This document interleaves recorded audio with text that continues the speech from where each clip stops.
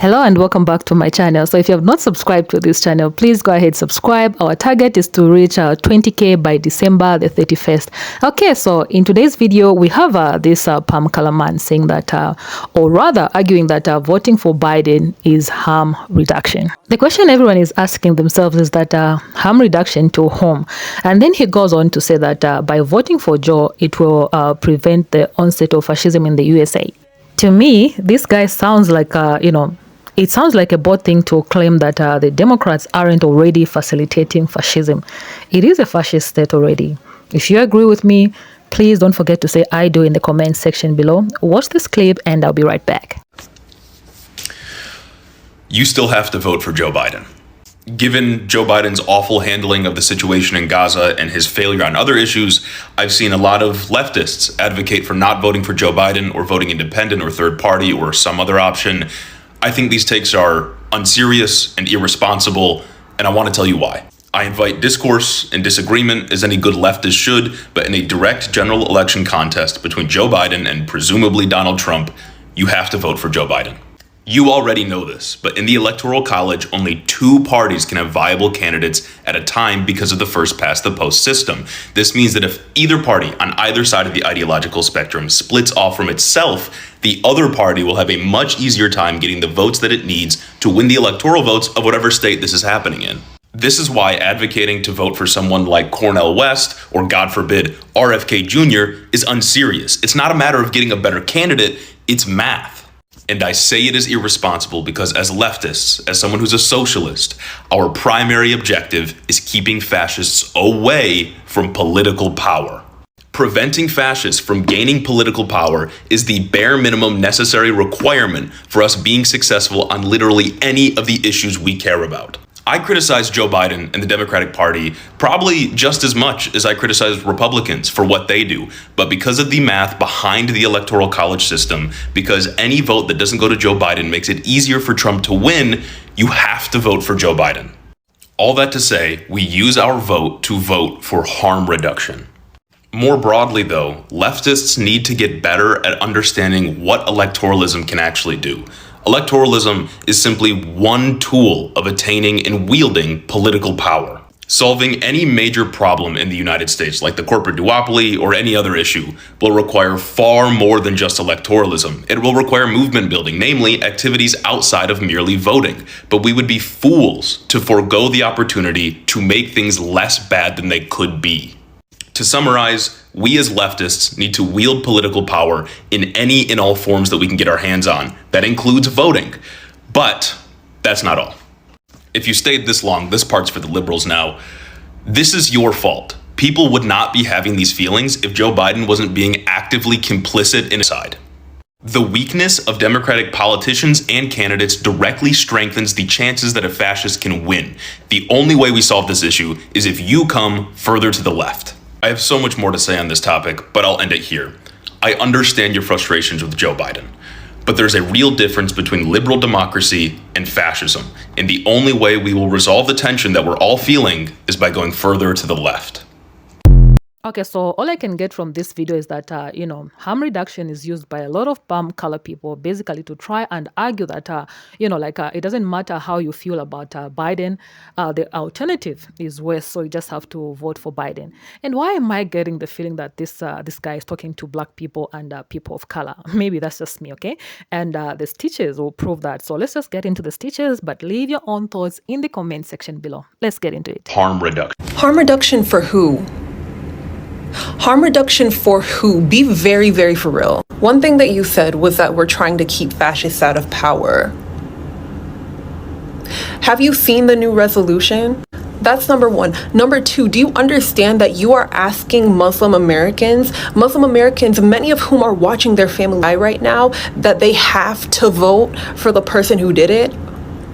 Let's read the room and implement some tact. And the thing about this that makes it so frustrating to me is that people of color always vote majority Democratic and have the most to lose when it comes down to the actual policies that these Democrats are implementing. We lost Roe v. Wade, which disproportionately affects people of color.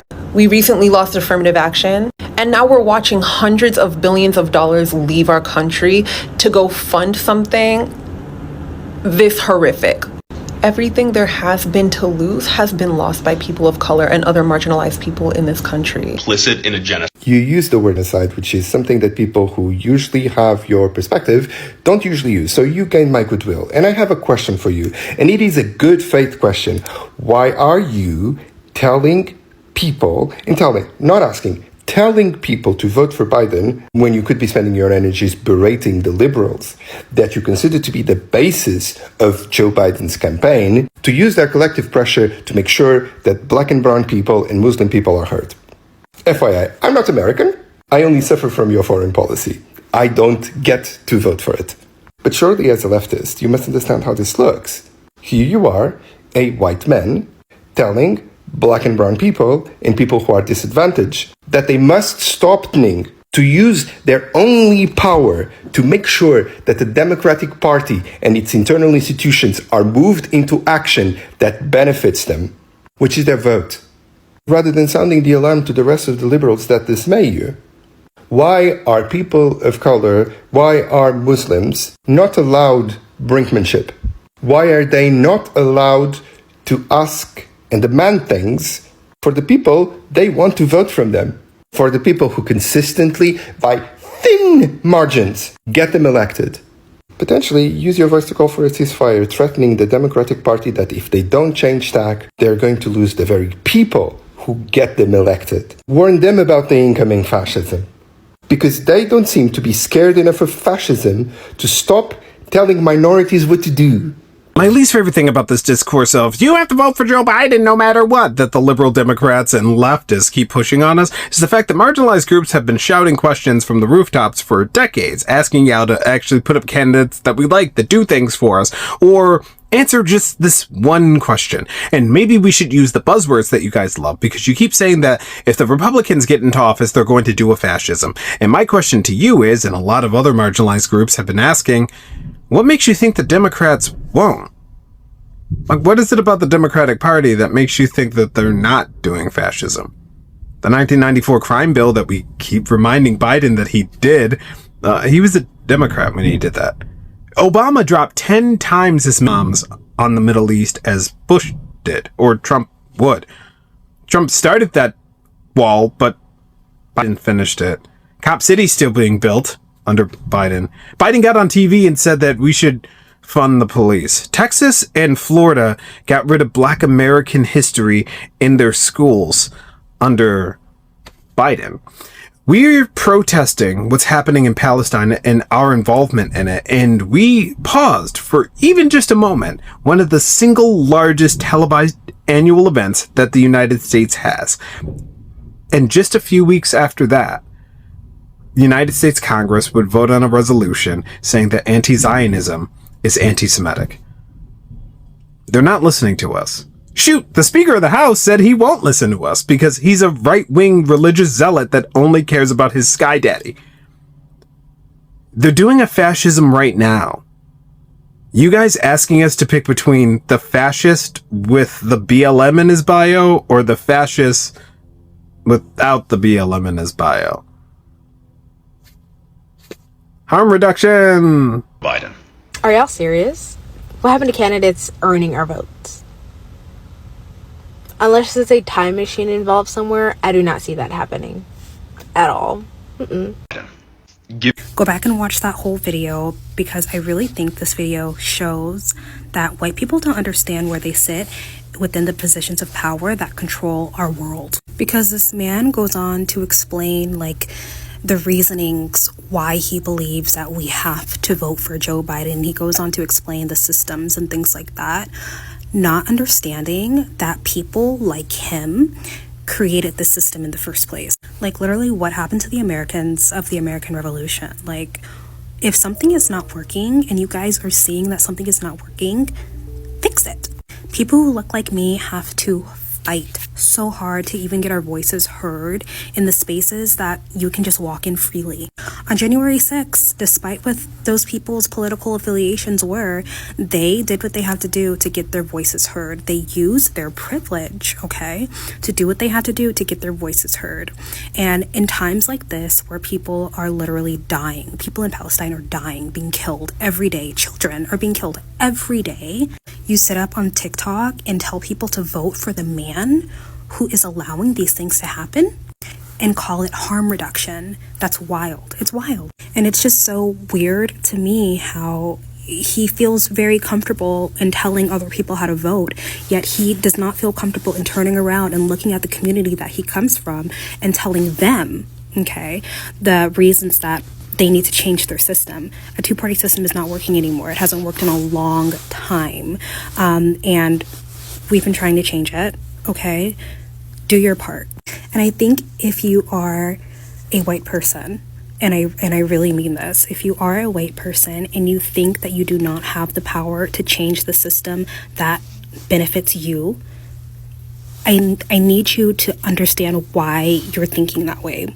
Why do you not feel as though you have the power to change the system that runs your lives and runs all of our lives? Because whether you're a white woman and you feel like you can't do it because you're a woman, or whether you're a white man and you feel like you can't do it because of where you fall in the socioeconomic class, figure out why you feel that way and understand why that is the reason why you need to change the system in the first place. Because racism, classism, all of the isms are tied up into that reasoning, and we need to start breaking that down before 2024 hits, please. So a lot of people have already made excellent responses to this. I just thought I'd throw my hat in the ring to see if I could add anything to the conversation. And this is an attack of this personal creator. Here's just some critiques that came to my mind, and I'm just going to read them off of my notes here. The first point is to imply Joe Biden earned a vote for, generally leftist or liberal people, just apropos of nothing is undemocratic. Point number two is kind of, liberals play this game every single election cycle, and that, the choice is between fascism and democracy, so we have to make the right choice. And, in a very real sense, we have been sort of losing that battle, so it seems like less and less has become gained every election cycle after voting for Democrats. We witnessed the repeal of women's abortion rights. Largely we see ongoing attacks against the trans community, against LGBTQ people, the building of Cop City as a direct affront to Black and brown communities, the funding and building of the Willow Project and oil projects against indigenous communities. So it's not like we've been helped really in any real way. But to say that, oh, well, if you're not careful, things could be worse, it really seems to be a slap in the face to all of those communities. Point number three, it seems to be like we're already in the early stages of this sort of revisionist history that the Biden administration is playing into, particularly Biden, Blinken, and Kirby, saying that, oh, well, we will ensure that the monetary and military aid that is going to Israel, we hold them to account that it is going to be used responsibly, and then we're going to ask them and put them to task if they do not, keep a greater containment on their targeting of civilian and non-military targets when we know that they haven't done that and they're not going to do that. They are literally getting away with murder, and they're going to continue to do that, even in the face of the fact that the Joe Biden administration knows that public support has quickly ebbed away from Israel. Every day you see mass demonstrations for Palestine. And the final point is, how do you materially hold someone responsible while at the same time giving them, access to your vote? Like, how do you say, okay, well, we know Joe Biden is doing something wrong in enabling this genocide against the Palestinian people, but I'm still going to vote for him. Like there's a conflict of interest. There's a cognitive dissonance there. So that's the only points I had to make. You still have to vote for Joe Biden. The YouTubes are at it again. You know what my least favorite thing is when men come on this app and try to strong arm us into voting for somebody, and they're saying, well, regardless of what's going on in the Middle East, regardless of what's going on in the Middle East, as if you can just say what's going on. Call it like it is, babe. Call it a genocide, because that's what it is. Let us not forget that Black women had the highest voter turnout for Democrats. Let us not forget it's Black and brown communities that got Joe in office where he is right now. Let us not forget that the reason you can even say second term for Joe is because of people who look like me. Yeah? You don't get to come on this app and tell us who to vote for, especially with no plan. You only care now because policies are starting to affect y'all. But these presidents have been harming us, Democrat or Republican, since jump. You could just listen to Black and brown people and rally with us in finding a candidate that actually represents us. But we know you won't do that because you have a history of not doing that and a history of repeating history. I can go to sleep at night peacefully knowing I didn't vote for Joe Biden in 2024.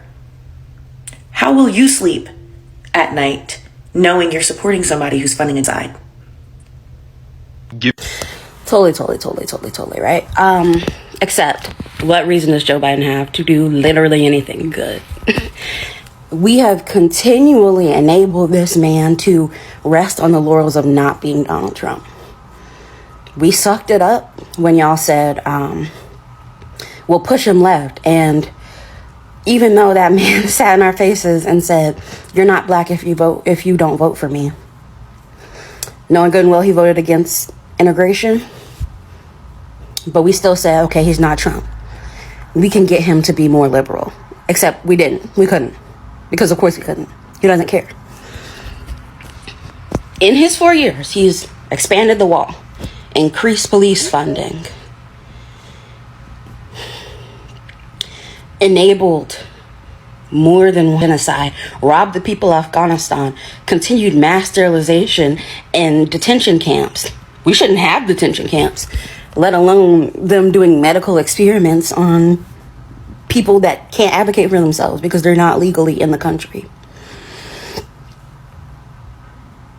We lost abortion care in so many states. People are dying. Doctors are being sued and threatened with jail time for doing their jobs, saving women's lives. Affirmative action got overturned. So it just feels a lot like when they say you can't call it the master bedroom anymore in the house. Now it's the primary bedroom or whatever. That's cool, but maybe we focus on the system that caused it first. Like more polite words with the same level of aggressive actions don't matter. At what point do we start holding people accountable? What reason does he have to do any better? We keep just co-signing him because he's not Donald Trump. And if that's the baseline, we need to move it up. You still have to vote for Joe Biden. Oh my God, what a coincidence. I'm not going to. I don't have to and I'm not going to. What are you gonna do? What are you gonna do about it? What are you gonna do about it? Because this group of people that are threatening us with the possibility of Trump winning, they go through all of these possibilities that could possibly happen, right? They go through all the worst case scenario possibilities.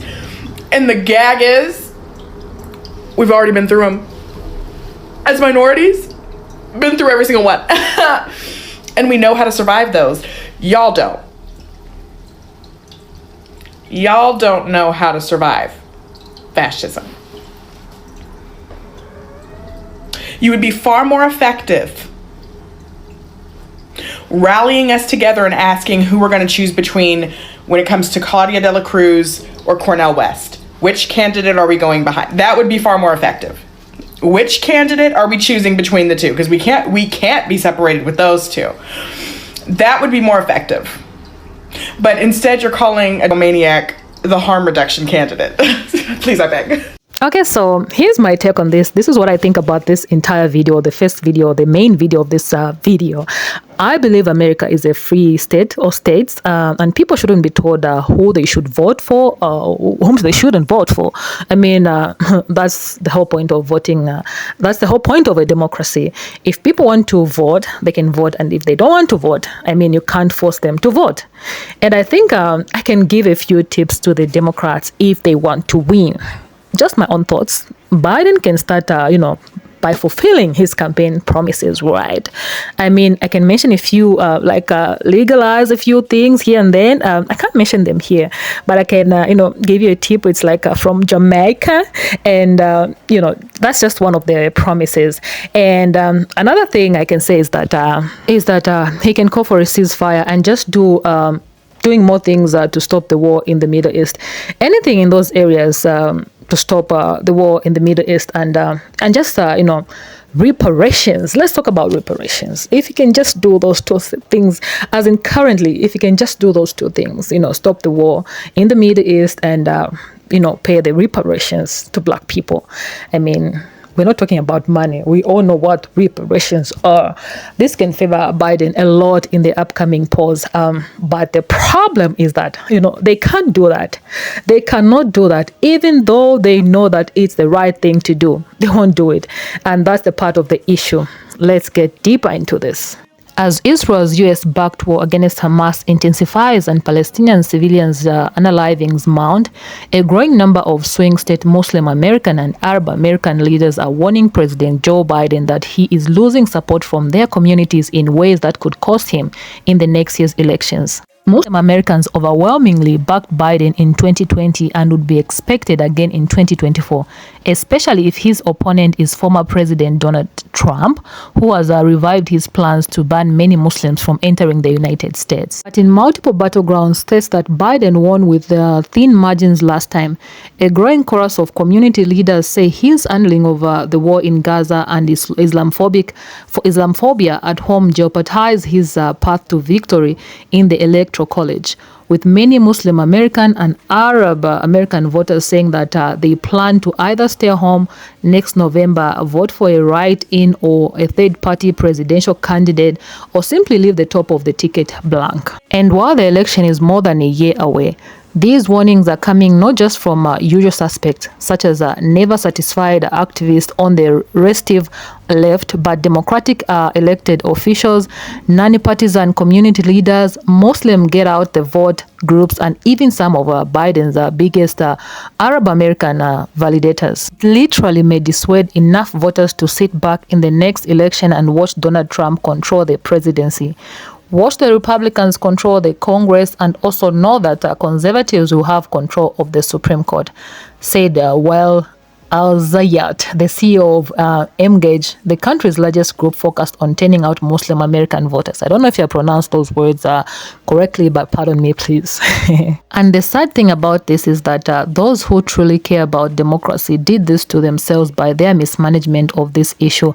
Al-Zayat said of Biden, with whom he met last week as part of a small group of Muslim American leaders invited to the White House. Numbers are difficult to pinpoint since neither the USA census nor media exit polls ask about religion or Arab ethnicity.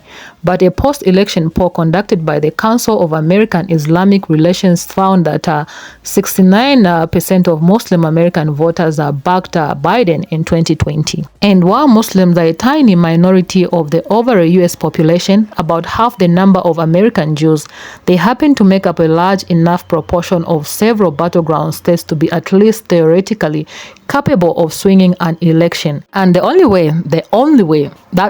thing Black people are requesting from Biden is, reparations. Like, Black Americans helped build that nation. They built the United States Capitol. They built the White House. They built Cotton King, and that built the early economy of the United States. They were never paid, never given insurance, never received compensation for more than 200 years of living and working in bondage. Jack Lee once said that the disparities exposed by compounding national crises, a pandemic, an economic collapse, and widespread protests over police brutality, all of which have taken an equal toll on African Americans, are helping to make the case for reparations. In the weeks since George Floyd died, pleading for his life under the of police officer, an act many saw as an embodiment of the violent oppression Black Americans have endured for centuries, public support for the Black Lives Matter movement has soured. Okay, so guys, it's a lot, guys. We can talk about this the whole day, but with that information, guys, make sure you leave your own thoughts in the comments section below. Subscribe to this channel if you have not subscribed. Give this video a like, so that it gets to be pushed to a lot of people, so that a lot of people can see this video. I'll definitely see you in my next video. Stay peaceful.